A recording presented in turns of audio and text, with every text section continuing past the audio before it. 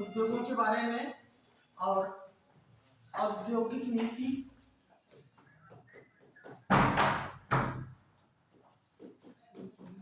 औद्योगिक नीति। जैसा कि पिछली क्लासों में हमने कुछ इस पे चर्चा भी किया था, ठीक है ना, कि भारत की पहली औद्योगिक नीति घोषणा कब की गई थी? 1948 में, ठीक है ना। एक प्रथम औद्योगिक नीति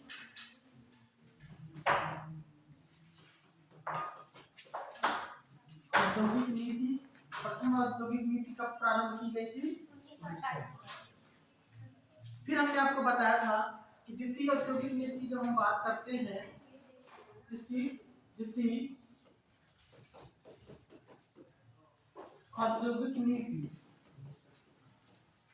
इसकी कब शुरू किया गया था? 1900।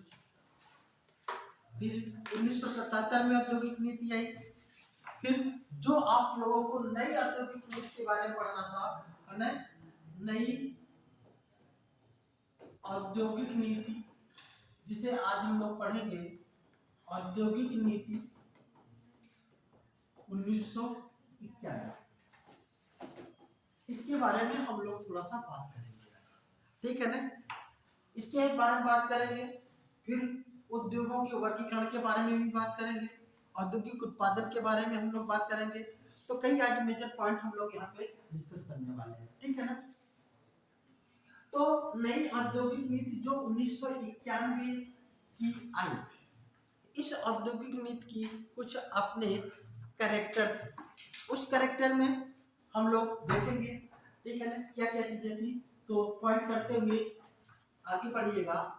नई औद्योगिक नीति के तहत, नई औद्योगिक नीति 1991 के तहत औद्योगिक लाइसेंस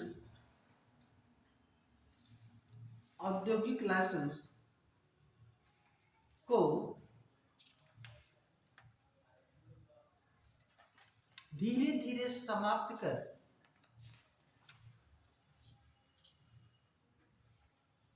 धीरे समाप्त कर वर्तमान में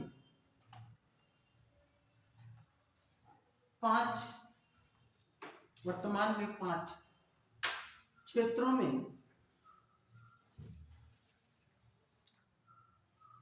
उत्पादन के लिए लाइसेंस लेना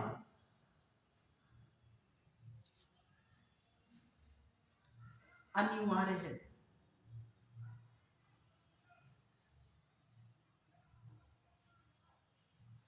लाइसेंस लेना अनिवार्य है, जो इस प्रकार है।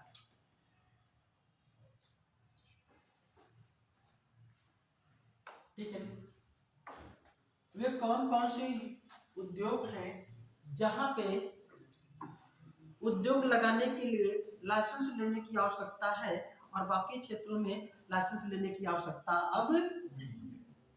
यद्यपि ध्यान रखिएगा, जब 1956 की औद्योगिक नीति आई थी, उस औद्योगिक नीति के तहत बहुत से उद्योगों को लाइसेंस लेना अनिवार्य किया गया था और साथ ही 17 उद्योगों को सार्वजनिक क्षेत्र के लिए आरक्षित किया गया था। सार्वजनिक क्षेत्र के लिए आरक्षित का मतलब वहां पर उत्पादन का कार्य सरकार के द्वारा ही किया जाएगा। किसके द्वारा किया जाएगा? सरकार के द्वारा। धीरे धीरे, ठीक है ना, इस नई औद्योगिक नीति में एक तो जो सार्वजनिक क्षेत्र के लिए आरक्षित जो क्षेत्र थे उनको धीरे धीरे कम करके उनकी सीमा 3 कर दी गई और लाइसेंसिंग प्रणाली को समाप्त करते हुए पहले 18 क्षेत्रों में लाइसेंस लेना अनिवार्य था, फिर कम कर दिया गया, फिर 8 क्षेत्रों में रह गया, फिर धीरे धीरे 5 क्षेत्रों में रह गया, ठीक है ना। तो लिख लीजिएगा जो इस प्रकार है वे कौन कौन से। पहला लिखिएगा एल्कोहल,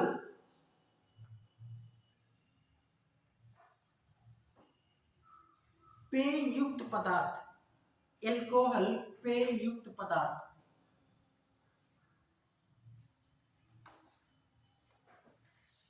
आसमान एवं विनिर्माण, विनिर्माण नहीं, निर्माण, आश्वान एवं निर्माण।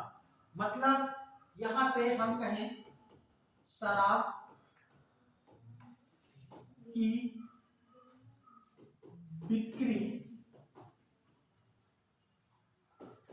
एवं निर्माण, ठीक है ना। तो शराब की, ध्यान रखिएगा, बिक्री एवं निर्माण, यहाँ पे क्या करते हैं, आउसन। मतलब ये आपकी आर्थिक भाषा है। तो आउसन एवं निर्माण मतलब उसका नियमन, बिक्री, खरीदना, बेचना, ठीक है ना, कंटेनर में रखना, ये सब चीजें, ठीक है ना। शराब और दूसरा लिख लीजिएगा, एक तो पहला ही हो गया, इसके लिए लाइसेंस लेना अनिवार्य है। दूसरा लिखिएगा तंबाकू, सिगार, सिगरेट, तंबाकू, तंबाकू, सिगार, सिगरेट एवं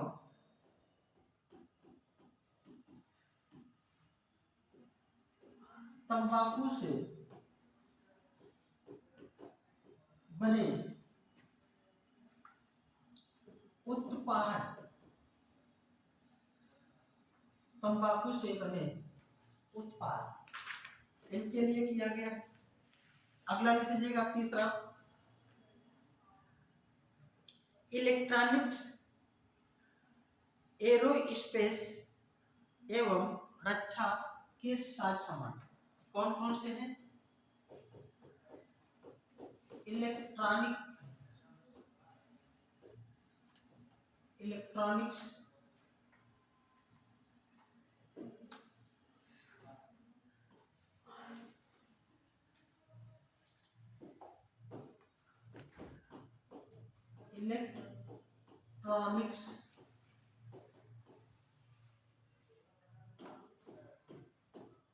एरो स्पेस एवं रक्षा के साज एवं रक्षा के साज, ये सभी क्या है, इसके लिए हाँ लाइसेंस लेना अनिवार्य है। अगला लिख लीजिएगा, औद्योगिक विस्फोटक एवं खतरनाक रसायन। यहाँ पे अगला लिख लीजिएगा, औद्योगिक विस्फोटक और फिर क्या है, खतरनाक रसायन, ठीक है ना। तो ध्यान रखिएगा, शराब है, तंबाकू है, इलेक्ट्रॉनिक्स, एरोस्पेस, रक्षा के सामान, औद्योगिक विस्फोट एवं क्या है, खतरनाक रसायन। ये जो है इसके लिए लाइसेंस लेना अनिवार्य किया गया। इसके लिए क्या किया गया, लाइसेंस लेना अनिवार्य, ठीक है ना। तो इसको ध्यान रखिएगा। फिर लिखिएगा नई औद्योगिक नीति, नई औद्योगिक नीति, नई औद्योगिक नीति 2020, नई औद्योगिक नीति 2020। इसमें क्या है, ध्यान रखिएगा, ठीक है ना। जो वर्तमान में औद्योगिक नीति है वो कौन सी है, 2020 की। इस 2020 की जो औद्योगिक नीति है, इसमें हमको किन किन बातों पर ध्यान रखने की आवश्यकता है। सबसे पहले तो ध्यान रखिएगा, इस औद्योगिक नीति में जो उद्योग हैं, और खास करके जो सूक्ष्म, लघु एवं मध्यम उद्योग हैं, इन मध्यम उद्योगों को आत्मनिर्भर बनाने के संकल्प लिया गया है। तो ठीक है ना, तो लिखिएगा इस नीति में, इस नीति में सूक्ष्म लघु एवं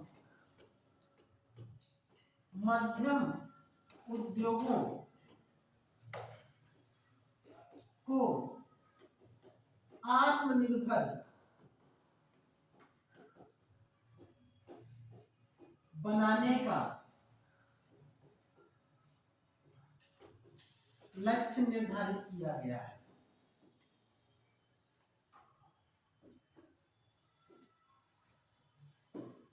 का लक्ष्य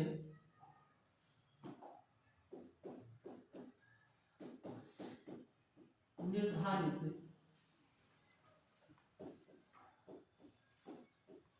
किया गया है। ठीक है ना, इन उद्योगों को आत्मनिर्भर बनाने के लिए। ठीक है ना, प्रधानमंत्री नरेंद्र मोदी ने एक नारा दिया था, वोकल फॉर लोकल। ठीक है ना, लिखिएगा, इस नीति में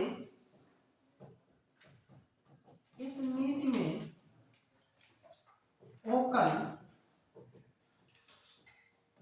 फॉर लोकल को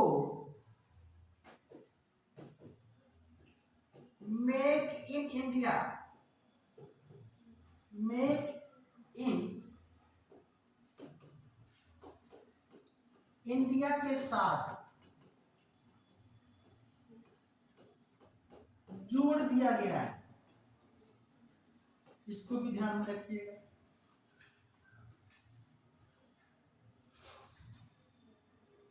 इसमें दो महत्वपूर्ण बातें हैं जो आपके इस एग्जाम में पूछे जा सकते हैं। ठीक है ना, और भी ढेर सारी इसमें बातें की गई हैं, वो सब सार आपको यहाँ पे अभी आवश्यकता नहीं है, तो मेंस वगैरह पढ़ेंगे तो उसको आप लोग देखेंगे।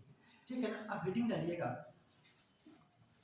भारत में उद्योगों का वर्गीकरण। आप लोगों ने तो देखा था, एक निवेश के आधार पर, सूक्ष्म लघु मध्यम, लेकिन कुछ ऐसे भी उद्योग होते हैं जो हमारी औद्योगिक नीति, दूसरी औद्योगिक नीति है, द्वितीय औद्योगिक नीति के तहत अगर हम देखें तो भारत में जो उद्योग है वो कई प्रकार के होते हैं। जैसे आपका होता है एक सरकारी उपक्रम, है ना, सरकारी उपक्रम, नाम सुना होगा, है ना, पब्लिक, है ना, या गवर्नमेंट अंडरटेकिंग की बात देखते होंगे। और फिर एक होता है लोक निगम। क्या होता है बेटा? लोक निगम।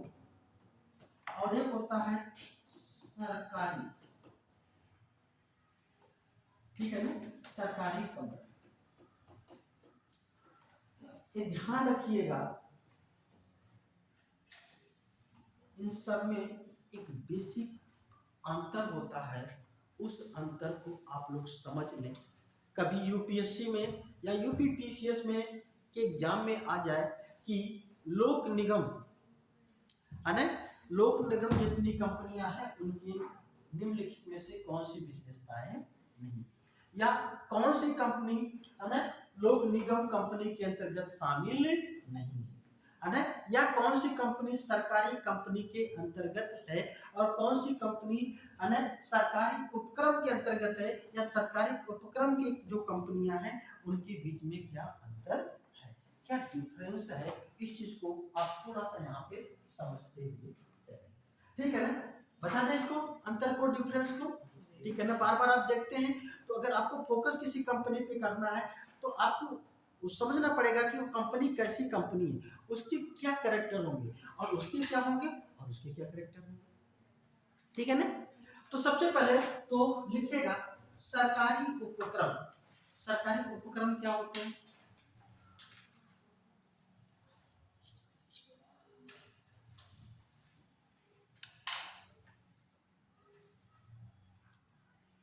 या इसे विभागीय उपक्रम कहते हैं। क्या कहते हैं? विभागीय। इसे विभागीय उपक्रम भी कहा जाता है। क्या कहा जाता है? विभागीय उपक्रम। ठीक है ना, विभागीय उपक्रम लिखिएगा। इसकी स्थापना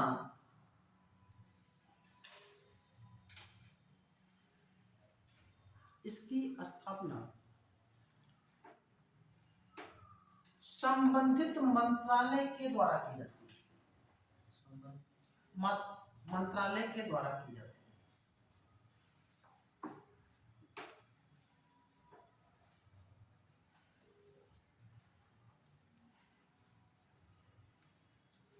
कोई मंत्रालय है वो क्या करता है, अपने ही उसके अंतर्गत कुछ कंपनियों को जो है स्थापित कर लेता है, जो उस सरकार की ही कंपनी होती है, उस मंत्रालय की अंडरटेकिंग कंपनी कहलाती है। जैसे रेलवे में बहुत से ऐसे हैं, जैसे फोर्ड वाली जो कंपनी है, ठीक है ना, जो ऑनलाइन टिकट काटती है, लोगों को सुविधा प्रोवाइड कराती है ना, IRCTC सब तो है ना, ढेर सारी कंपनियां वगैरह, तो वो सभी इसके अंतर्गत शामिल होती हैं। इनकी विशेषता ये होती है कि एक कंपनी अधिनियम के द्वारा नहीं स्थापित होती है, इसको स्थापित करने के लिए सरकार को किसी विशेष अधिनियम को पारित नहीं करना पड़ता है, बल्कि उसी विभाग या उसी मंत्रालय के द्वारा इसे क्या किया जाता है, वैधानिकता प्रदान कर दी जाती है। लिख लीजिएगा, इस कंपनी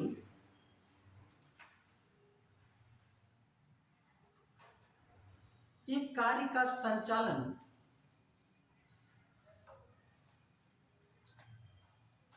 उसके लिए आवंटित बजट के आधार पर किया जाता है, उसके लिए आवंटित बजट के आधार पर किया जाता है।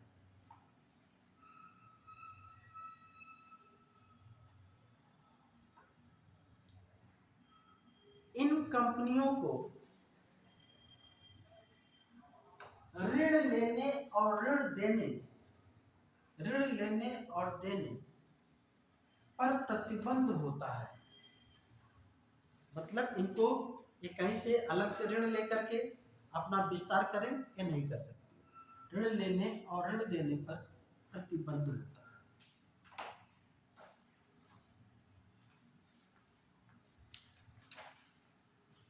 इन कंपनियों में कार्मिक नियुक्ति सामान्य सेवा शर्तों के आधार पर होता है। कार्मिक नियुक्ति सामान्य सेवा शर्तों के आधार पर होता है। कार्मिक नियुक्ति जो काम करने वाले जो लोग होते हैं, सामान्य सेवा शर्तों के आधार पर होता है। सामान्य सा मतलब यहाँ पे आउटसोर्सिंग से भी लोगों को लगाया जा सकता है, कुछ समय के लिए काम किया जा सकता है, जब चाहे बाहर कर दिया जा सकता है। मतलब जब आवश्यकता है, जैसा बजट है, जितना उसको काम करना है, उसी के अनुसार वहाँ को काम लोगों को लगाएगा और इसके बाद वो बाहर कर सकता है। ठीक है ना। तो आप एक उपक्रम तो होता है, सरकारी ही उपक्रम है, विभागीय ही उपक्रम है, लेकिन इसकी एक अपनी अलग विशेषता है। ठीक है ना। फिर लिखिएगा अगला, लोक निगम, पब्लिक कारपोरेशन, लोक निगम, पब्लिक कारपोरेशन।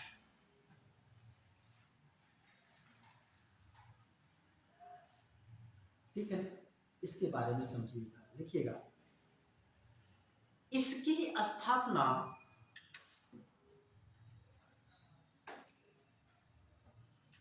संसद के द्वारा एक विशेष अधिनियम के तहत, संसद के द्वारा एक विशेष अधिनियम के तहत किया जाता है।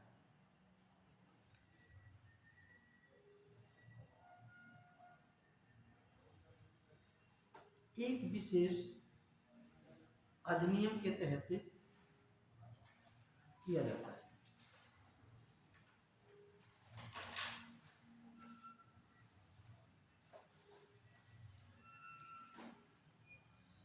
इन कंपनियों का एक अलग वैधानिक अस्तित्व होता है, एक अलग वैधानिक अस्तित्व होता है। मतलब एक संसद के द्वारा वैधानिकता प्रदान होती है और इनका एक अलग ही अस्तित्व होता है। सरकार केवल इनकी स्थापना कर देती है, फिर इस सरकार के द्वारा तो की जाती है, लेकिन ये सरकार नहीं।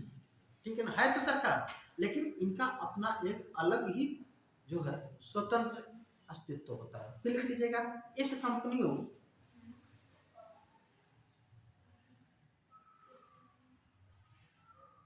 के संचालन की व्यवस्था सरकार के द्वारा की जाती है। मतलब जो उच्च अधिकारी हैं उस सरकार के द्वारा अपॉइंट होते हैं।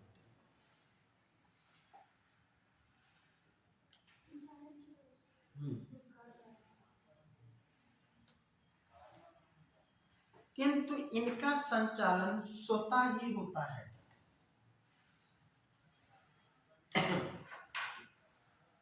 किंतु इनका संचालन स्वतः ही हो सकता है।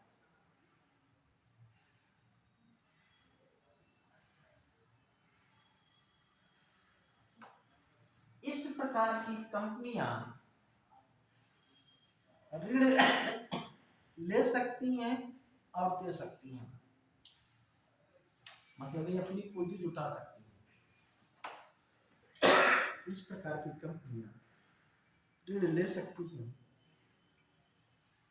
ऋण दे सकती हैं।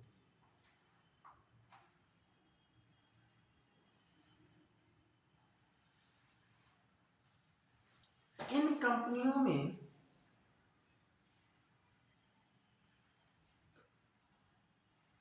भर्ती प्रक्रिया स्वतंत्र होती है। भर्ती प्रक्रिया स्वतंत्र होती है।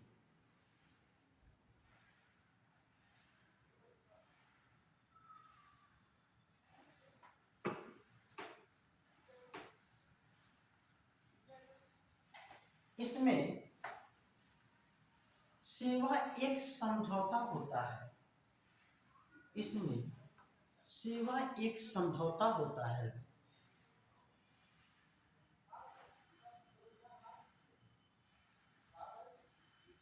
जिसका पालन प्रत्येक कर्मचारी को करना होता है। जिसका पालन प्रत्येक कर्मचारी को करना होता है।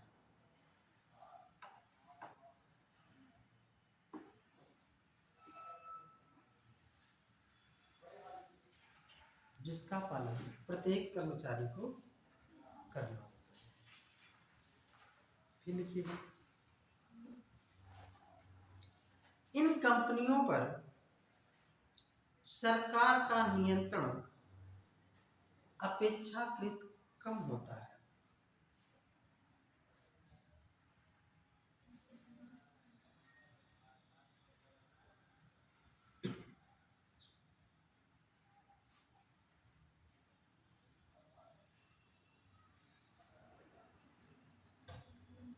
जैसे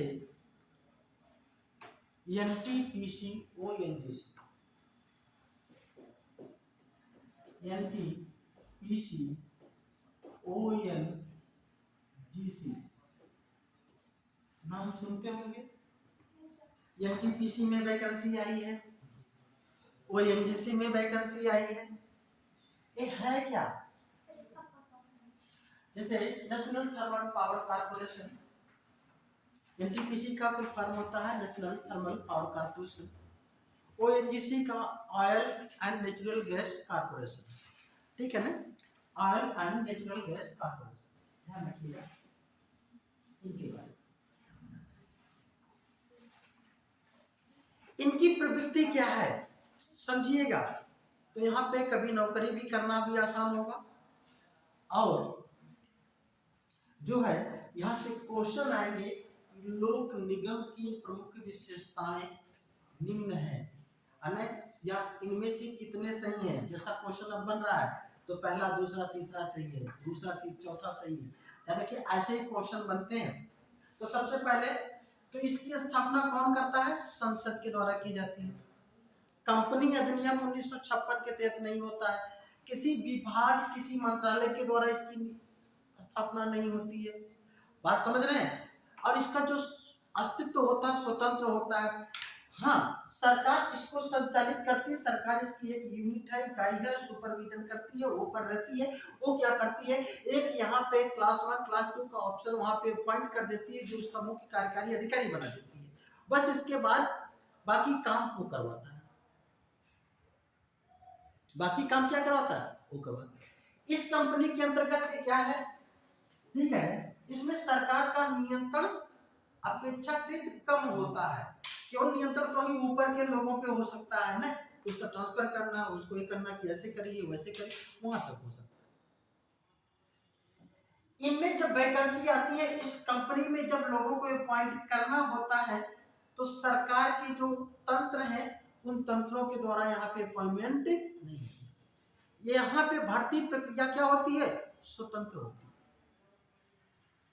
ऐसा नहीं कि जैसे वैकेंसी सरकार ने निकाली हो, उस वैकेंसी के तहत कुछ एसएससी की जो पोस्ट निकाली हो उसके तहत उसको फिल कर लिया जाए, या स्टेट गवर्नमेंट की कोई ऐसी लोक निगम है तो उसके तहत उसको कर लिया जाए, तो ऐसा नहीं होता। तो भर्ती प्रक्रिया इनकी स्वतंत्र, अपना एक खुद वैकेंसी निकालते हैं, खुद अपॉइंट करते हैं। इसमें जो काम करने वाले लोग होते हैं उनकी सेवा शर्तें अलग होती है। समझौता एक कॉन्ट्रैक्ट टाइप का होता है कि आपको इतनी सैलरी मिलेगी, इतना ये मिलेगा, वेतन मिलेगा, मतलब कब मिलेगा, सब चीजें उस पर रहती है। पेंशन मिलेगा कि नहीं मिलेगा, कब मिलेगा, अधिक मिलेगा, कैसे इंक्रीमेंट होगा, ठीक है। इस सरकारी जो अन्य विभाग हैं उनके तहत वहां पे जो सेवा शर्तें हैं उनसे क्या होती है, स्वतंत्र है ना। इनकी सैलरी उनसे कम भी हो सकती है, उनसे ज्यादा भी हो सकती है। ये डिपेंड करता है इस कंपनी के प्रॉफिट के ऊपर। इस कंपनी में जो ऊपर के जो लोग बैठे हैं वो अपने कर्मचारियों को क्या सुविधा दे रहे हैं, ठीक है ना, बात समझ में आ रही है। और ये ऋण भी ले सकती है, इनको पैसे की आवश्यकता है, सरकार नहीं दे पा रही है तो ये बाहर से फंड कर ले सकती है और फिर उस फंड को वापस कर सकती है, मतलब ये अपना विकास भी कर सकती है। बात समझ में आ रही है। लेकिन यहाँ पे जो सरकारी उपक्रम थे यहाँ पे ऐसा नहीं था। यहाँ पे संसद के द्वारा स्थापना नहीं की गई थी। स्थापना किसके द्वारा की गई थी, उसी मंत्रालय या उसी विभाग के द्वारा एक अपना उपक्रम बना दिया गया। अब ये क्या करेगा, अब ये उसी के अधीन काम करेगा, वो जैसा इसको बजट देगा उसी के अनुसार काम करेगा। एक उतना स्वतंत्र होकर के काम इसकी तरीके से नहीं करेगा। यहाँ पे जो सेवा शर्तें होंगी वो अलग होंगी। एक जो भर्ती प्रक्रिया है यहाँ पे एक सामान्य सी भर्ती प्रक्रिया अपनाई जाएगी, लॉन्ग टर्म की भी हो सकती भी है और नहीं भी हो सकती, कॉन्ट्रैक्ट बेस हो सकता है। लेकिन इस पे इस विभाग इस सरकार का नियंत्रण होता है। ये ऋण लेकर के अपना विकास नहीं कर सकती है, ना ये ऋण ले सकती है ना ऋण दे सकती है। तो कौन सी कंपनी इसमें काम करना अच्छा है, किसमें, इसमें, ठीक है ना। चलो अब इसमें आ जाओ, सरकारी कंपनी, ठीक है ना। इसमें क्या है लिखिएगा, इसकी स्थापना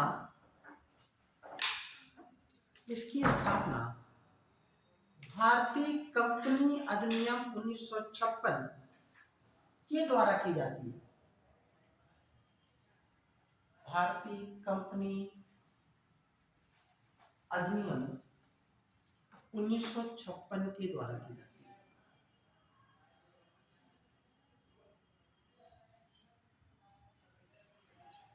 ठीक है ना।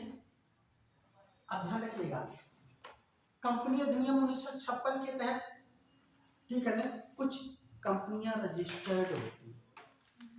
जब इसके तहत वो रजिस्टर्ड होंगी तो एक वैधानिक निकाय बन जाएंगे।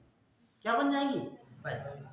मतलब इसे संसद स्पेशली नहीं बनाता है, लेकिन संसद ने, है ना, भारतीय कंपनी अधिनियम 1956 पारित कर दिया है और ये व्यवस्था दी है कि किसी को कोई कंपनी अपना बनाता है तो इसके तहत क्या हो जाए, रजिस्टर्ड हो जाए, ठीक है।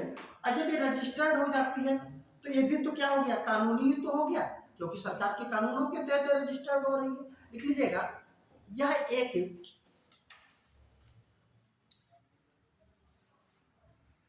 पृथक वैधानिक अस्तित्व में होती है। अलग से मतलब वैधानिक, लीगल होती है, मतलब सरकार के विधानों के अनुसार। हाँ भाई, कंपनी अधिनियम 1956 के तहत जब रजिस्टर्ड है तो उसी के अनुसार चलेंगे, उसके दिशा निर्देश होंगे। लिखिएगा, इनके संचालन की व्यवस्था निकाय होती है, अस्तित्व में होती है, वैधानिक अस्तित्व में होती है, मतलब इनका अस्तित्व वैधानिक है, लीगल है, ठीक है ना। फिर लिखिएगा, इनका संचालन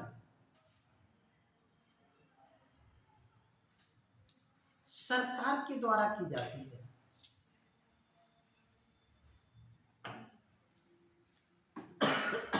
किसके द्वारा? सरकार के द्वारा की जाती है, किंतु इसमें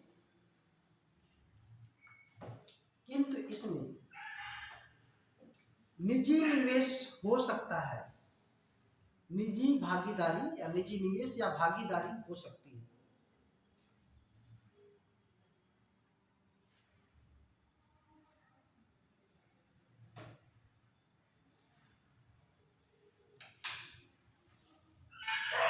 इनका संचालन स्वतः होता है,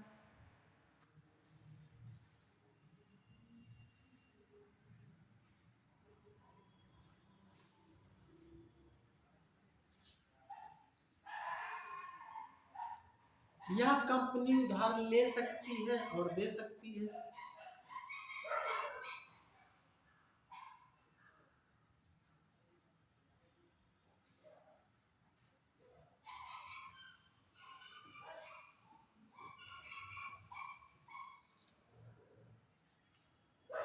इसमें भी भर्ती प्रक्रिया स्वतंत्र होती है,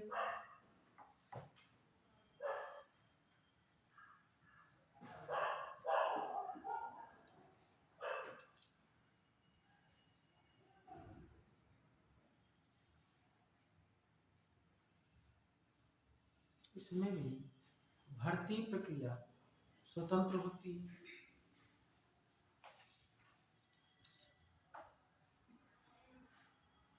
लिखिएगा, इसमें सेवा एक समझौता होता है,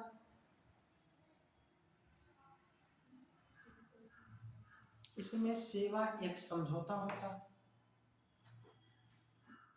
जो प्रत्येक कर्मचारी को पालन करना होता है,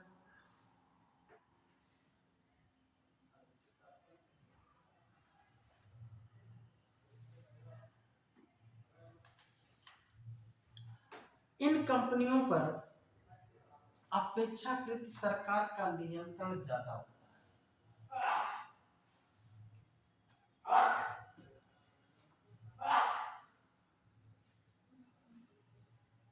अपेक्षाकृत सरकार का नियंत्रण ज्यादा होता है।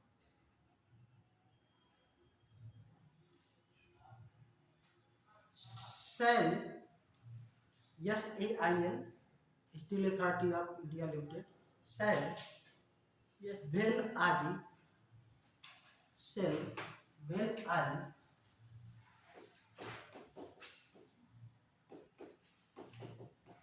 है ना, इसे क्या कहते हैं? सेल भेल आदि, ठीक है ना।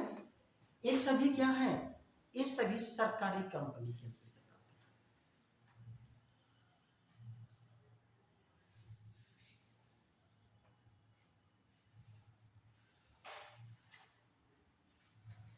बात समझ में आ रही है? ठीक है ना। इसका मतलब ये है कि जो एनजीसी है, जो सेल है, जो भेल है, उन सब में थोड़ा सा कुछ समानताएं हैं और कुछ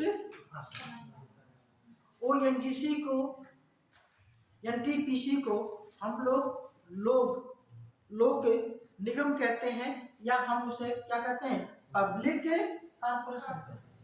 और इसे हम क्या करते हैं? गवर्नमेंट कंपनीज कहते हैं। हम दोनों में अंतर देखिए, समानता क्या है, असमानता क्या है। समानता यह है कि दोनों सरकार के हस्तक्षेप के बाद ही स्थापित होती है। वहां पे संसद के जो लोक निगम है, लोक कॉर्पोरेशन, पब्लिक कॉर्पोरेशन है, वहां पर संसद अधिनियम पारित करके, ठीक है ना, उनकी स्थापना करता है, अलग से करता है। जितनी भी उनके लिए अलग से संसद में अधिनियम बनाया गया, फिर उनकी स्थापना की गई। जबकि सरकारी कंपनियों में क्या है? यहाँ पे अने भारतीय कंपनी अधिनियम 1956 जो है उसके तहत ये रजिस्टर्ड होती है। ठीक है ना, सरकार का हस्तक्षेप दोनों जगह। ठीक है ना। हाँ, शीर्ष पदों पर नियुक्ति दोनों की कौन करता है? सरकार करती है। इन दोनों की क्या है? भारतीय प्रक्रिया स्वतंत्र होती है। स्वतंत्र का मतलब सरकार के द्वारा वैकेंसी निकाल करके इसमें लोगों को अपॉइंट नहीं किया जाता है, बल्कि ये बॉडी खुद अपनी क्या निकालती है? वैकेंसीज निकालती है और लोगों को अपॉइंट करती है। इन दोनों के द्वारा क्या किया जा सकता है? ऋण लिया जा सकता है और उसका भुगतान किया जा सकता है, दोनों के द्वारा। आपको ये भी ध्यान रखना है कि दोनों में क्या है, कोई भी जो भी पॉइंट होगा तो क्या एक कॉन्ट्रैक्ट होगा, एक सेवा समझौता होगा जिससे हर कर्मचारी को क्या होगा? पालन करना। अंतर क्या है? अंतर ये है कि जो लोक निगम है इसमें निजी भागीदारी नहीं हो सकती, जबकि सरकारी कंपनियों में निजी भागीदारी भी हो सकती है। इसकी स्थापना कंपनी अधिनियम के तहत किया जाता है 1956, और इसको क्या संसद के द्वारा अधिनियम बना करके किया जाता है। एक दो मेजर इसमें अंतर है, बाकी सब चीजें सेम दिखाई देती है। क्लियर हो रहा है? तो इसको आप ध्यान रखिएगा, सरकारी उपक्रम क्या है, लोक निगम क्या है, सरकारी कंपनी क्या है। क्लियर हो गया? चलिए अब हम लोग आगे देखते हैं। आगे ठीक है, अभी जितनी भी सार्वजनिक क्षेत्र की कंपनियां हैं, इन कंपनियों को 3-4 भागों में विभाजित किया गया। लिख लीजिएगा, सार्वजनिक क्षेत्र की कंपनियों को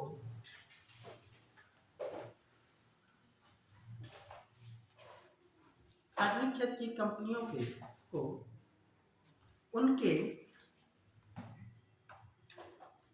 उनकी पूंजी और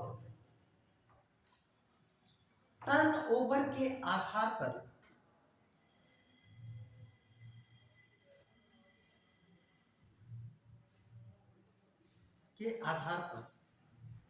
उन्हें कार्य करने की अधिक स्वायत्तता देने के उद्देश्य से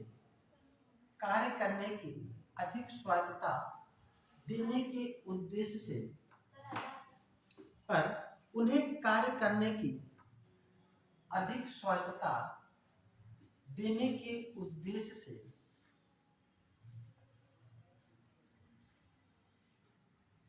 महारत्न, नवरत्न, मिनी रत्न कंपनियों में विभाजित किया गया है।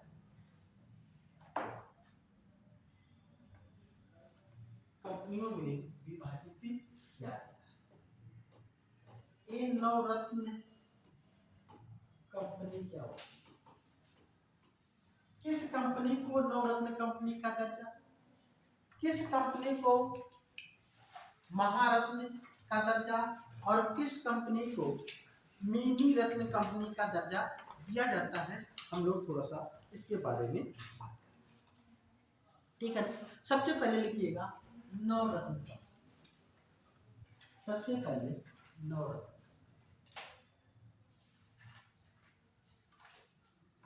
ठीक है, नवरत्न कंपनी क्या होती है? ठीक है, लिखिएगा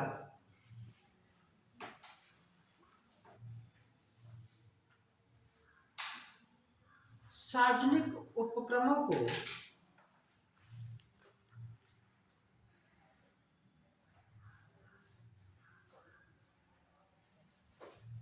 सार्वजनिक उपक्रमों में अच्छा कार्य करने वाले उपक्रमों को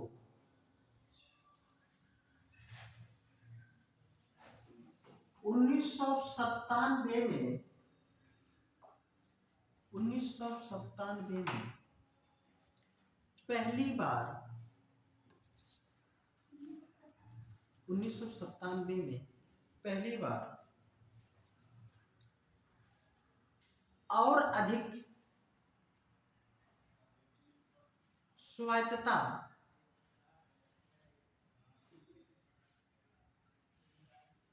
और ग्लोबल स्तर पर विकसित करने के उद्देश्य से, और ग्लोबल मतलब या वैश्विक स्तर पर कह सकते हैं, विकसित करने के उद्देश्य से 1997 में लाया गया। कब लाया गया? 1997 में लाया गया।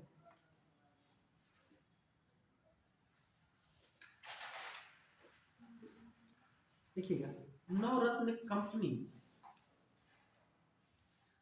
के लिए आवश्यक शर्त, क्या क्या शर्त होनी चाहिए कि वो नवरत्न कंपनी का उसे दर्जा दिया जा सके। पहला लिखिएगा,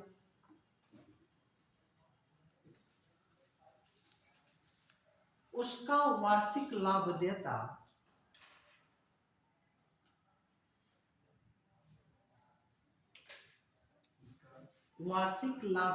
मतलब शुद्ध लाभ या वार्षिक शुद्ध लाभ या लाभदेयता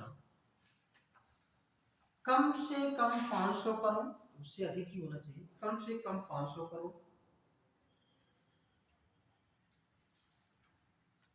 होना चाहिए।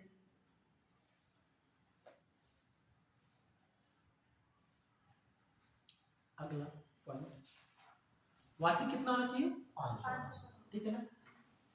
पिछले 3 सालों में उसे कुल कम से कम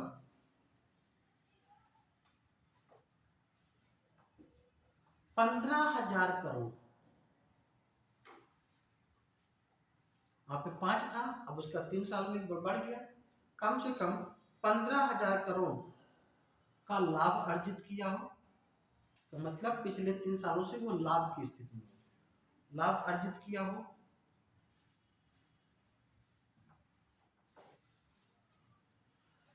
कंपनी का वार्षिक टर्नओवर, कंपनी का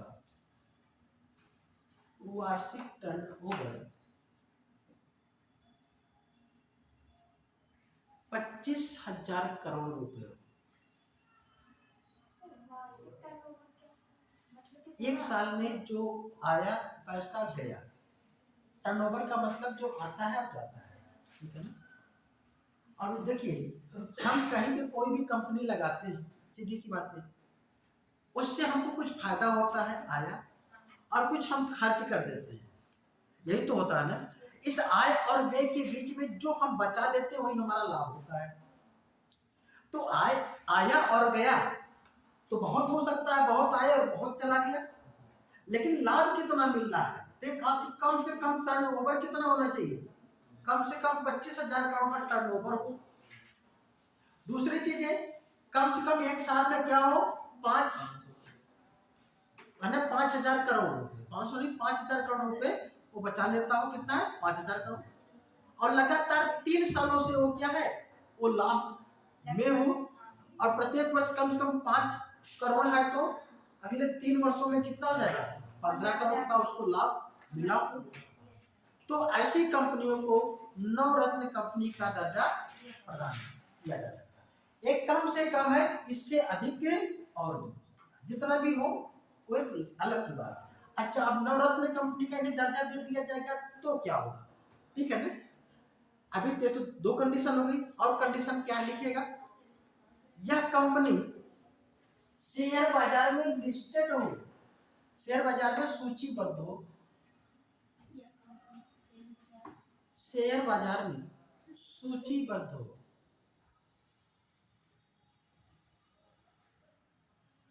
शेयर बाजार में क्या हो? सूचीबद्ध। अगला, वह मिनी रत्न का दर्जा प्राप्त की हो, मिनी रत्न कंपनी का दर्जा प्राप्त की हो।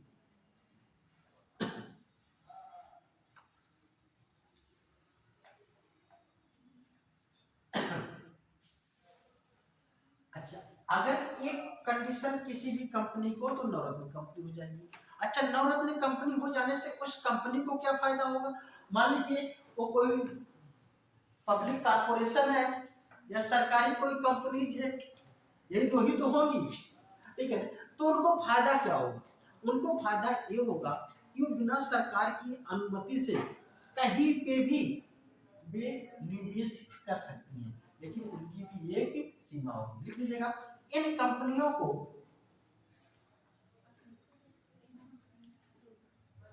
इन कंपनियों को 1000 करोड़ रुपए के निवेश की स्वायत्तता प्रदान प्राप्त हो जाती है।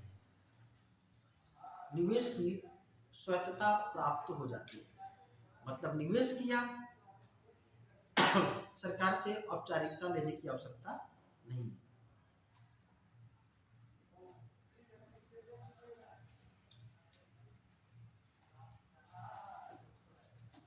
ठीक है, लिख लीजिएगा, वर्तमान में नवरत्न कंपनियों की संख्या 16 है।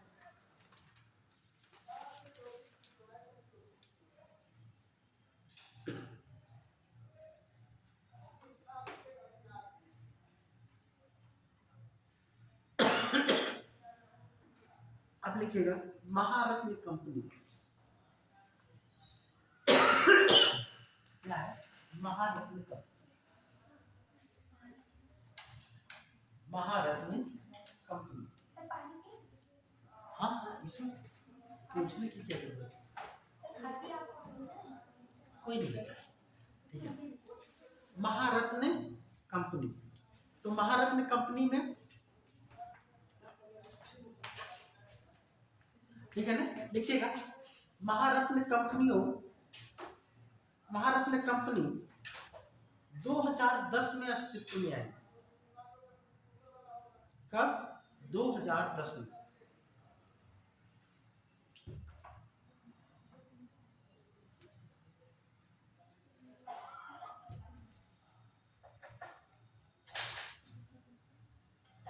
कब आई?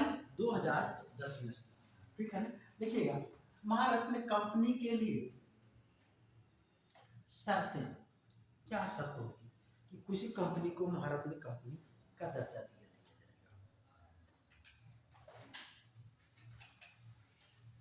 लिख लीजिएगा, ऐसी कंपनी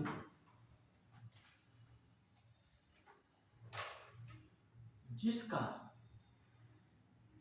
पिछले 3 वर्षों में शुद्ध लाभ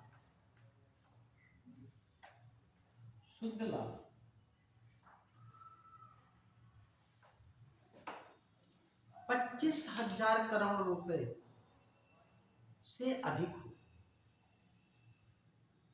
मतलब 15,000 से अधिक और 25,000 के बीच में नवरत्न कंपनी। और जैसे ही 25,000 करोड़ रुपए हो जाएगा शुद्ध लाभ, तो क्या हो जाएगा? तो ठीक है ना, मतलब उसमें क्या कहा गया था, 15,000 से कम नहीं होना चाहिए, मतलब 15,000 से ज्यादा। और यहाँ पे कब तक? 25,000 करोड़ रुपए से अगर क्या होगा, कम होगा तो नवरत्न, लेकिन जैसे हमने कहा कि 25,000 करोड़ रुपए से अधिक होना चाहिए, इसका मतलब जब अधिक हो जाएगा तो क्या हो जाएगा? वो महारत्न। ठीक है ना, फिर लिख लीजिएगा, इसका इस प्रकार की कंपनी का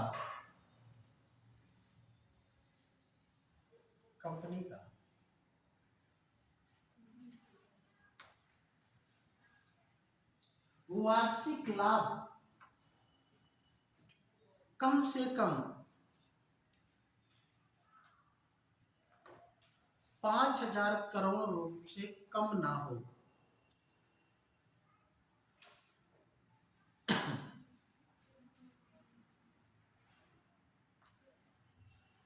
मतलब 5,000 तो वहां पे भी था, तो यहाँ पे क्या अंतर है? मतलब मान लीजिए पहले साल उसने क्या किया, 5,000 करोड़ का फायदा किया, दूसरे साल कितना किया, दूसरे साल है ना उसने 8 का कर दिया, तो 5 3 क्या हो गया, है ना, 8 5 कितना हो गया, 13। और तीसरे साल उसने क्या किया, 12,000 करोड़ का फायदा कर लिया, प्रॉफिट कर लिया, तो क्या हो जाएगा, 25 करोड़ पूरा हो गया। और जैसे 25 करोड़ पूरा होगा वैसे क्या हो जाएगी वो, ठीक है ना, लिख लिया, महारत्न कंपनी के लिए आवश्यक है कि वह नवरत्न कंपनी हो, बनने के लिए आवश्यक है कि वो क्या हो, नवरत्न कंपनी बनने के लिए आवश्यक है कि वह नवरत्न कंपनी हो। तो अंडरस्टैंडिंग हो गई। वह शेयर बाजार में सूचीबद्ध हो, शेयर बाजार में सूचीबद्ध हो,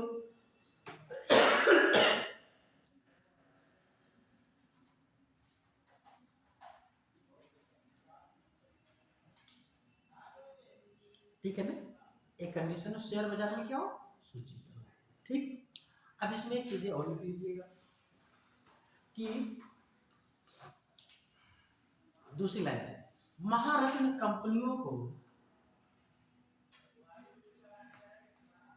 5,000 रुपए तक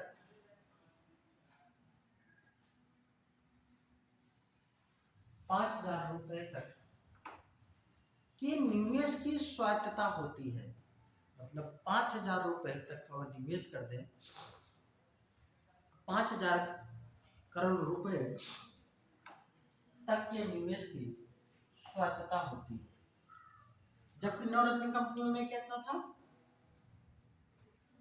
नवरत्न कंपनियों में कितना था 1,000 करोड़, यहाँ पे कितना है 5 करोड़। क्लियर हो रहा है बेटा। फिर लिखिएगा मिनी रत्न कंपनी। अच्छा, इस समय एक चीज और पॉइंट करने के लिए, महारत्न कंपनियों की संख्या कितनी है 13 है ना, लिख लीजिएगा। नहीं लिखा है तो महारत्न कंपनियों की संख्या वर्तमान में 13 है।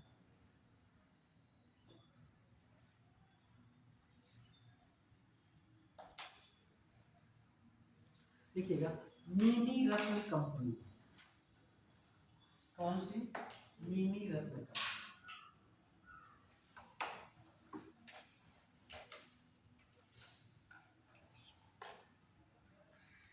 ठीक है ना, क्या मिनी रत्न कंपनी।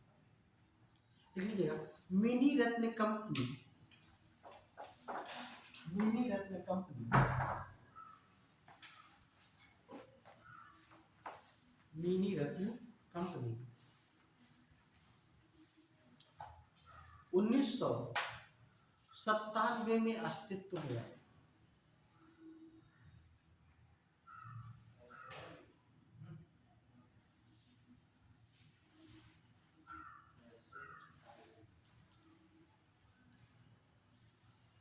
वर्तमान में इनकी संख्या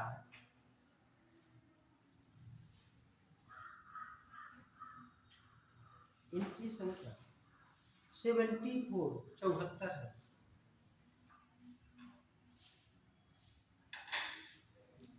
मिनी रत्न कंपनियों को दो भागों में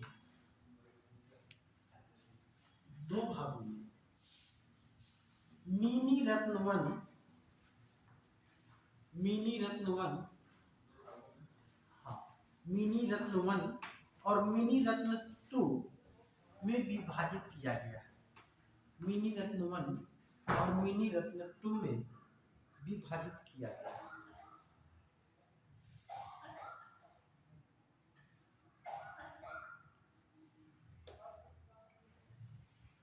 इन कंपनियों, इसके अंतर्गत लिखे, इसके अंतर्गत उन कंपनियों को शामिल किया जाता है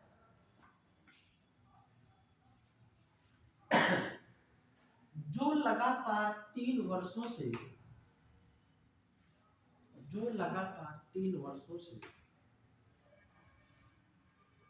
लाभ की स्थिति में हो।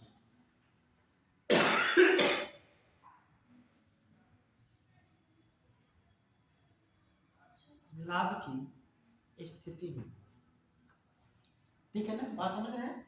दोनों कंडीशन में दोनों कंपनियों के लिए क्या है, लगातार 3 वर्ष से अधिक तक क्या हो, लाभ की स्थिति, ठीक है ना।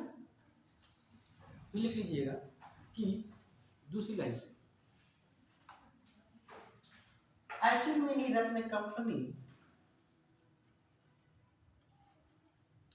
ऐसी मिनी रत्न कंपनी जो 30 करोड़ या उससे अधिक 30 करोड़ या उससे अधिक शुद्ध लाभ अर्जित करती हो,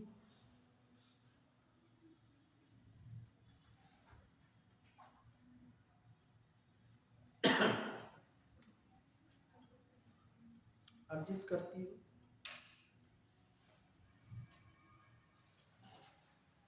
और उसका टर्नओवर 500 करोड़ रुपए का हो,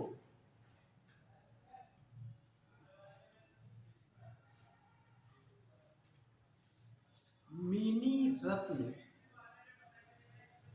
वन श्रेणी में शामिल की जाती है।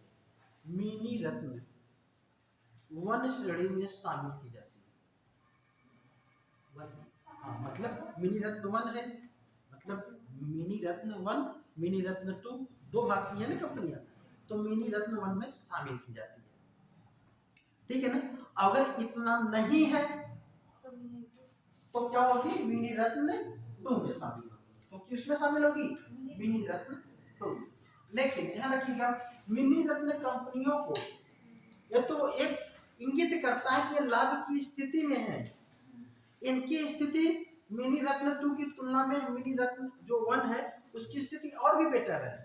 वो मिनी रत्न वन ही जाकर के नवरत्न बनेगी, और जो नवरत्न है वो जाकर के महारत्न बनेगी। मतलब एक इनका एक चयन, तो ध्यान रखिएगा। लेकिन जो मिनी रत्न कंपनियां हैं इन्हें स्वायत्त निवेश की कोई छूट नहीं दी गई कि वे अपनी मर्जी से कहीं पे निवेश कर सकती हैं, तो ये बातें यहाँ पे लागू नहीं है। ठीक है ना। और जबकि नवरत्न कंपनियों में और महारत्न कंपनियों में ये लागू। ठीक, चलिए ये तो आपने देखा कि वो क्लासिफिकेशन देखा आपने, फिर सार्वजनिक क्षेत्र के उद्यमों के बारे में ही हम लोग देख रहे हैं। अब लिखिएगा, रुग्ण उद्यम या उद्यमों में रुग्णता, रुग्ण उद्यम या उद्यमों में रुग्णता।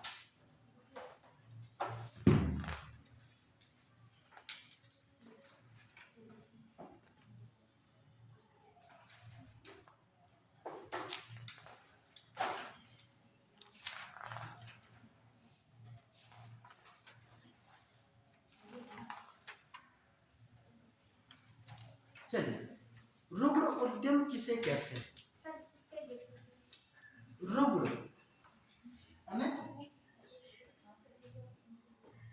रुग्ण उद्यम है ना, इसे हम कहते हैं बीमार उद्योग। क्या कहते हैं? बीमार।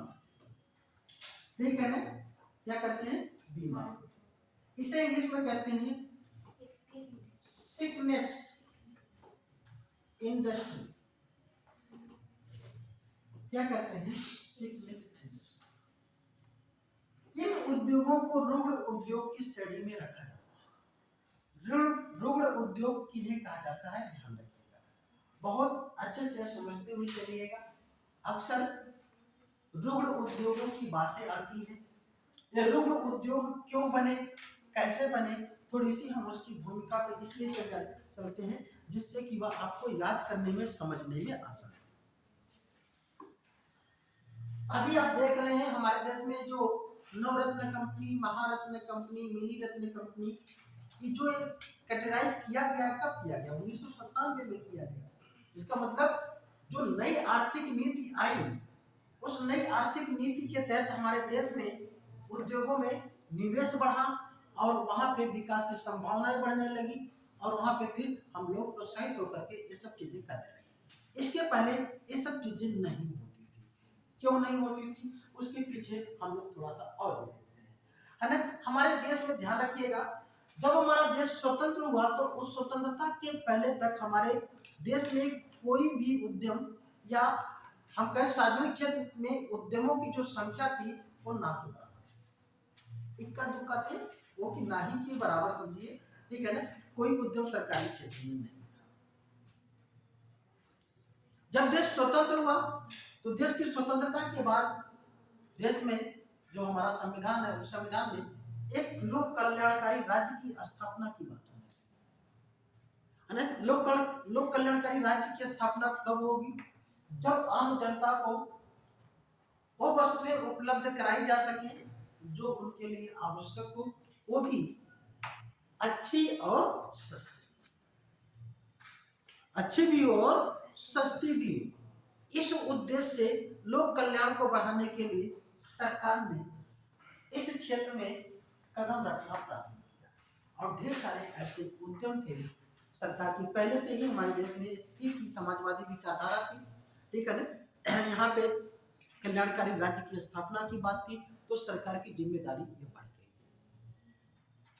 क्योंकि निजी क्षेत्र वहां पे अगर उत्पादन करता, मान लीजिए कोई मेडिसिन का उत्पादन कर रहा है निजी क्षेत्र, तो अधिक मूल्य रखेगा, लेकिन मेडिसिन सबके लिए आवश्यक है, तो अगर सरकारी होगा तो क्या होगा, सस्ता होगा।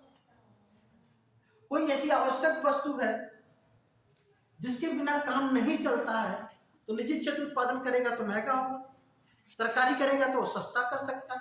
इस उद्देश्य से सरकार जब इस निजी क्षेत्र में कदम बढ़ाई तो धीरे धीरे हमारे देश में जो सार्वजनिक क्षेत्र के उद्यम थे वे बढ़ने लगे और सार्वजनिक क्षेत्र के उद्यमों में वो लाभदेयता के आधार पर काम नहीं करते।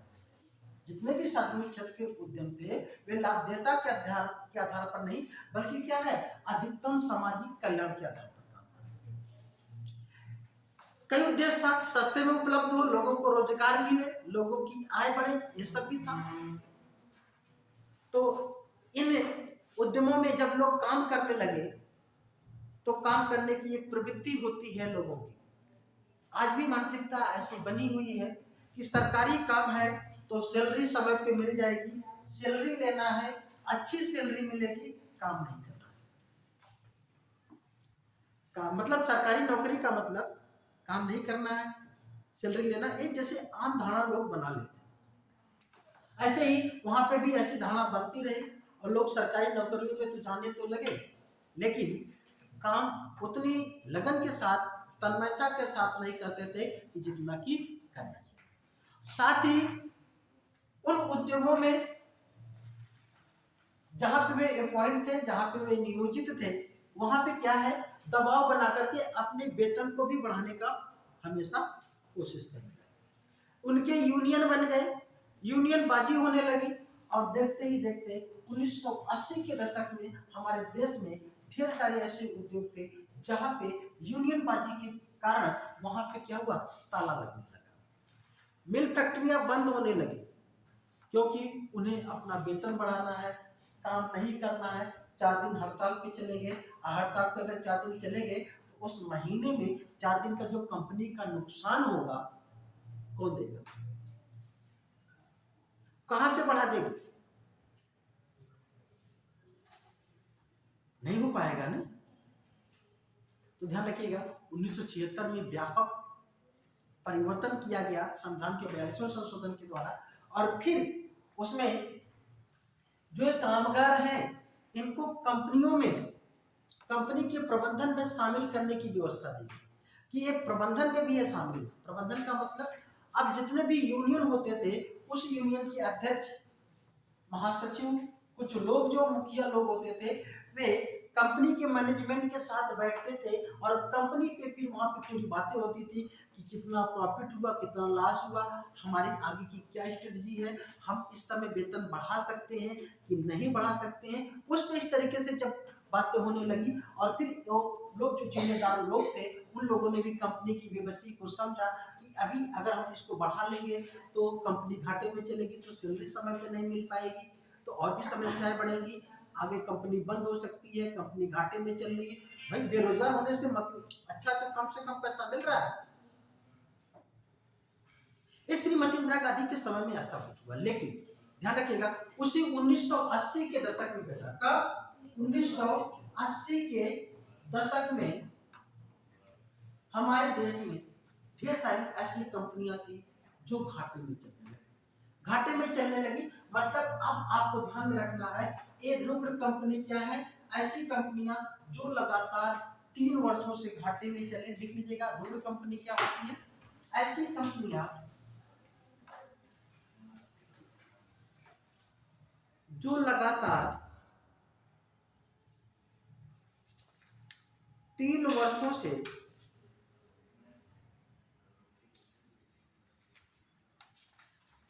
घाटे में चल रही हो,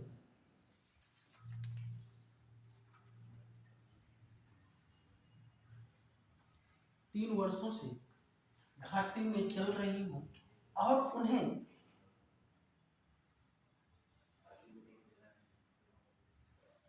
परिसंचालित करने के लिए सरकार को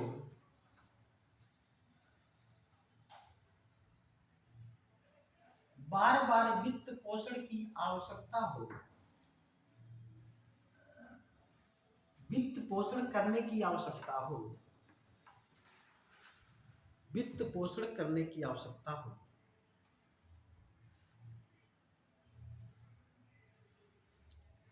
रुग्ण कंपनी कहलाती है।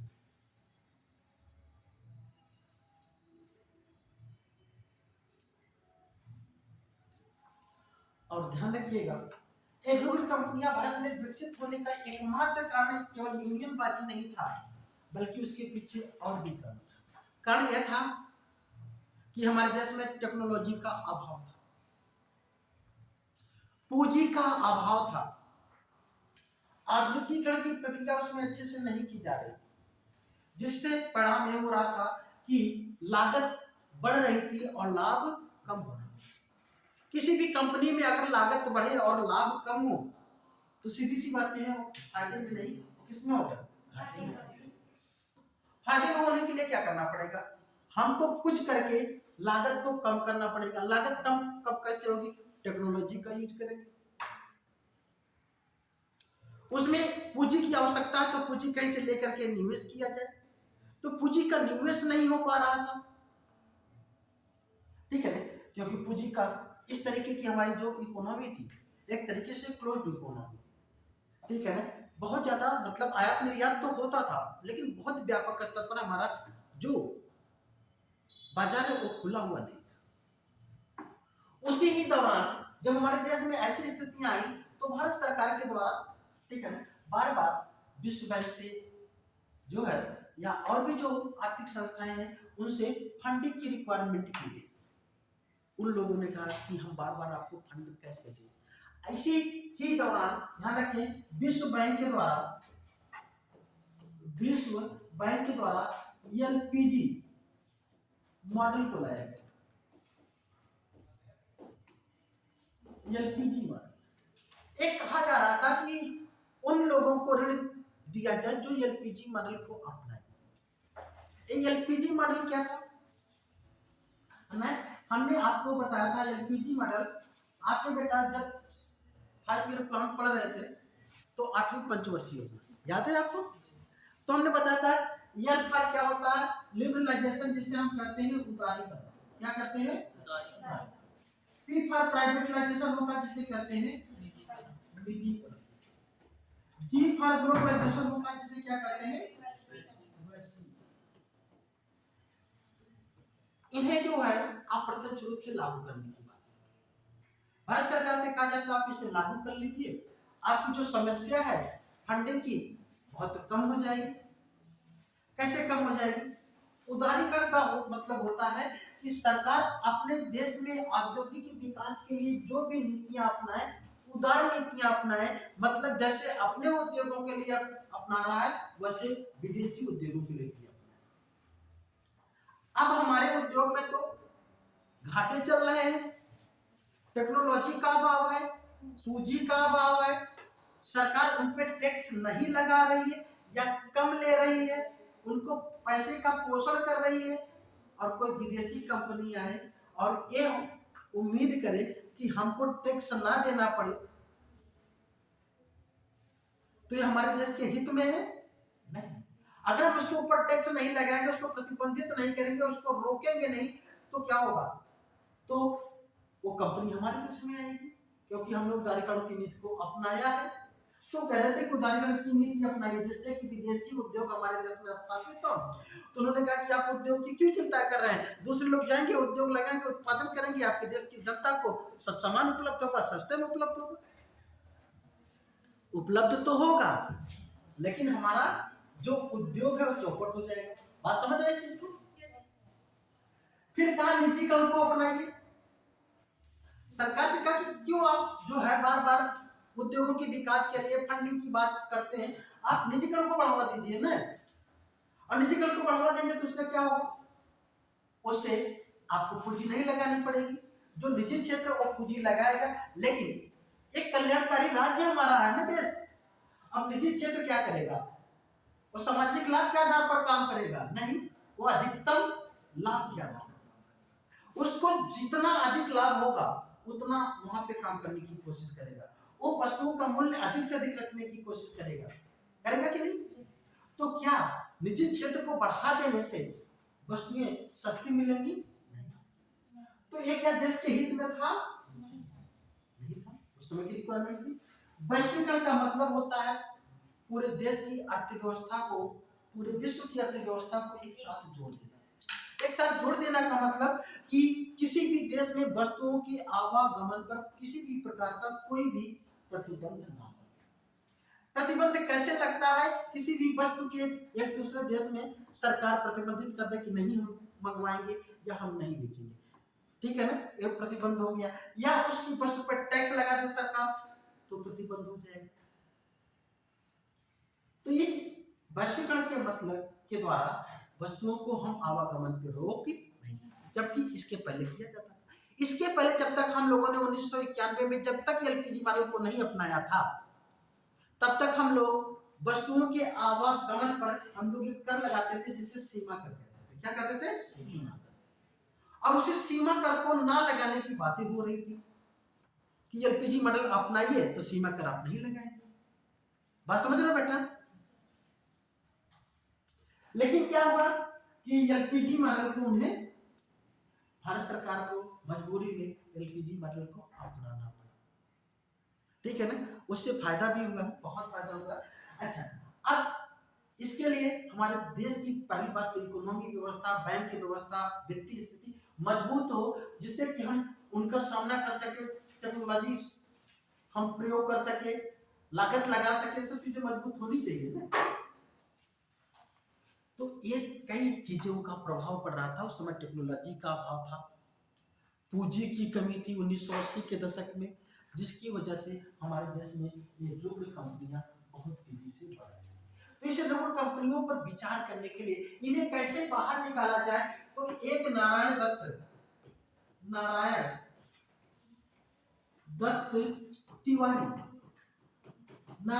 तिवारी समिति का गठन किया गया। तो ध्यान रखिएगा, नारायण दत्त तिवारी समिति का संबंध किससे है? वो रुग्ण कंपनियों के सुझाव से है। नारायण दत्त तिवारी समिति ने अपने कुछ सुझाव दिए, उस सुझाव के बाद, ठीक है ना, 1985 में है ना एक एक्ट पारित हुआ, ठीक है ना, जिसे रुग्ण कंपनीज है ना, रुग्ण कंपनी निवारण अधिनियम कह सकते हैं, या रुग्ण कंपनी निवारण अधिनियम, या ठीक है ना, जिसे, ठीक है ना, 1985 में रुग्ण कंपनियों के लिए एक अधिनियम भारत सरकार ने बनाया। क्या बनाया? एक अधिनियम बनाया कि रुग्ण कंपनियां क्या है, क्या, ठीक है ना, उन्हें कैसे बाहर निकाला जाए, ठीक है ना। फिर क्या हुआ 1987 में, कब? 1987 एक IFBR नहीं, BFIR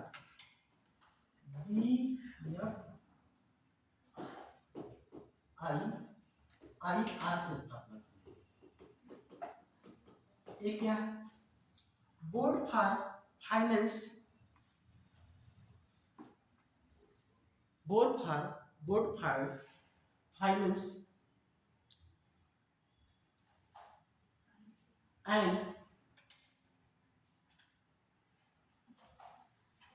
एंड रिकंस्ट्रक्शन इंडस्ट्री,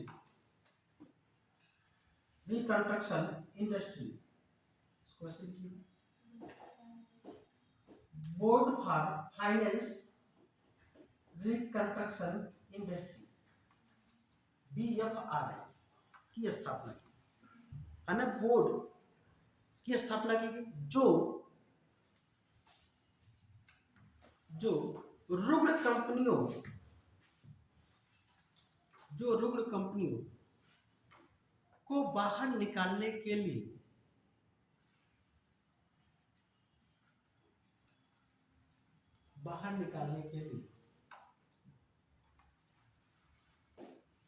जो रुग्ण कंपनियों को बाहर निकालने के लिए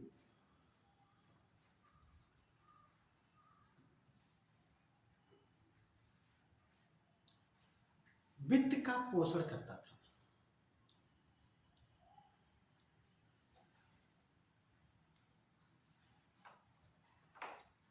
ठीक है, ध्यान रखिएगा, ये काम किया गया। और इसके बाद आपको आज भी लिख लीजिएगा, वर्तमान में सबसे ज्यादा रुग्ण कंपनियों की संख्या बिहार में है।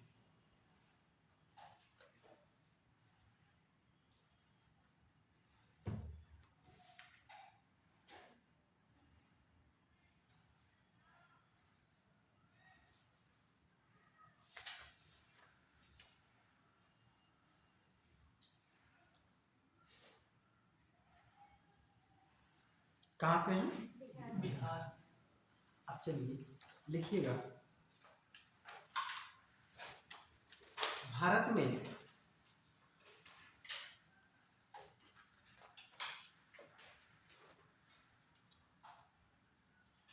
आर्थिक गणना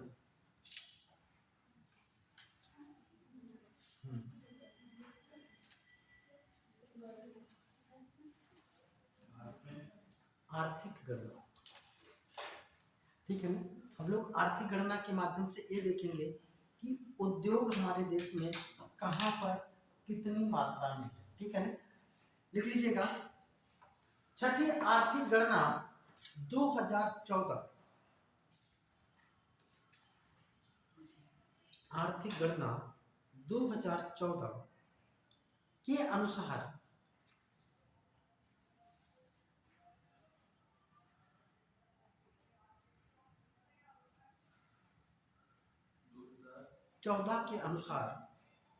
सर्वाधिक उद्यम पंजीकृत वाले राज्य, सर्वाधिक उद्यम पंजीकृत वाले राज्य, सर्वाधिक उद्यम पंजीकृत वाले राज्य, मतलब किन राज्यों में सबसे ज्यादा उद्यम है, इसके बारे में बात करेंगे। ध्यान रखें कि जो आर्थिक जो ये गणना है 2014 को हम लोगों को मजबूरी में पढ़ना पड़ता है, जबकि सातवीं जो आर्थिक गणना है ये 2019 में प्रारंभ की गई, हर 5 साल पे की जाती है। 19 में प्रारंभ की गई थी, 2020 में कोविड आ गया, कोविड के कारण जो है आर्थिक गणना जो है टाल दी गई और अभी तक इसकी आर्थिक गणना नहीं हो पाई, जिसकी वजह से अभी भी हम लोगों को इस आर्थिक गणना के बारे में जानकारी उसी छठी वाली रिपोर्ट से ही हम लोग लेते हैं। जैसे अभी जनगणना 2011 होना था ना, 2011 की 2021 में जनगणना होना था, कोविड के कारण डाल दिया गया और अभी भी जनगणना नहीं हो पाई। हम लोगों को जनगणना से संबंधित जो आंकड़े हैं एग्जामों में जो पूछे जा रहे हैं वो कौन से पूछे जा रहे हैं? 2011। तो 2011 की जनगणना आप लोगों को पढ़ाना पड़ेगा, ठीक है ना। उसमें जो मेन चीजें हैं उसके बारे में हम लोग बात करेंगे, ठीक है ना। तो ऐसे जो आर्थिक गणना है, लेकिन उस आर्थिक गणना के अनुसार सबसे ज्यादा पंजीकृत वाले जो उद्योग है वो कौन कौन से, लिख लीजिएगा। पहले स्थान पे उत्तर प्रदेश, दूसरे स्थान पर महाराष्ट्र, तीसरे स्थान पर पश्चिम बंगाल,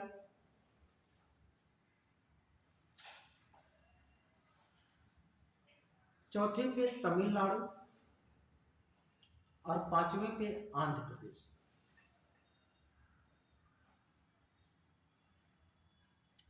पांचवें पे कितने हैं? आंध्र प्रदेश। बात समझ में आ रही? तो इसका मतलब सबसे ज्यादा अगर रजिस्टर्ड उद्यम है भारत में तो किस राज्य में है? उत्तर प्रदेश। उत्तर प्रदेश कहाँ पे है? उत्तर प्रदेश। लिख लीजिएगा। फिर अगला पॉइंट लिखिएगा, छठी आर्थिक गणना के अनुसार सर्वाधिक रोजगार देने वाले राज्य। छठी, आर्थिक गणना के अनुसार सर्वाधिक रोजगार देने वाले राज्य।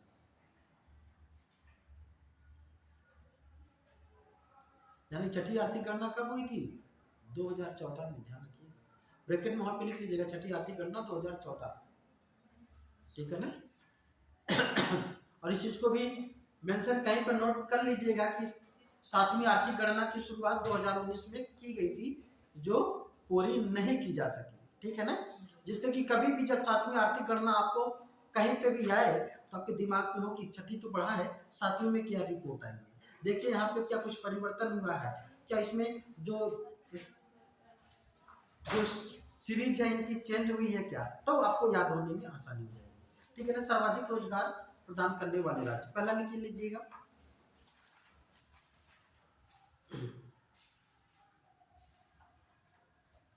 महाराष्ट्र। पहले स्थान पे कौन है? महाराष्ट्र। दूसरे स्थान पर उत्तर प्रदेश। तीसरे स्थान पर पश्चिम बंगाल।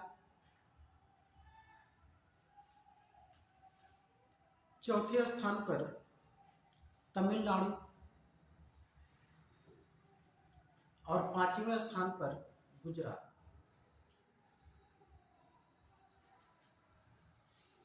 पांचवें स्थान पर गुजरात।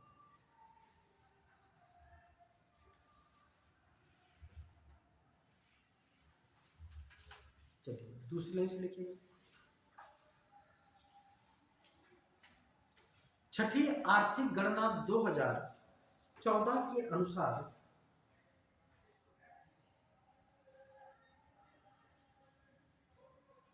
देश में पंजीकृत उद्यमों में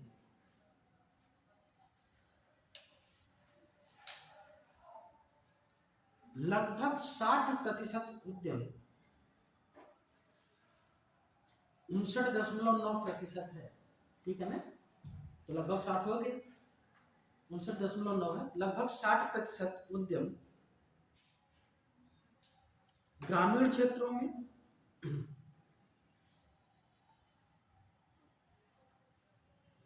जबकि 40% उद्यम शहरी क्षेत्रों में स्थित हैं।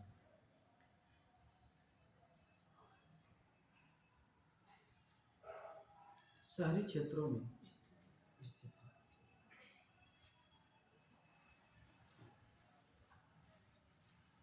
ठीक है ना।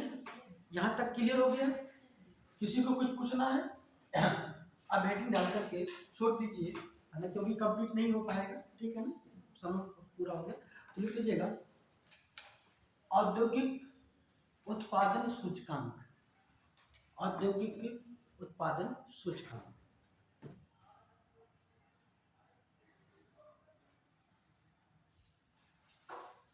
औद्योगिक उत्पादन सूचकांक, इसको हम लोग अगली क्लास में जब भी समय मिलेगा तो उसको पूरा किया जाएगा, ठीक है ना।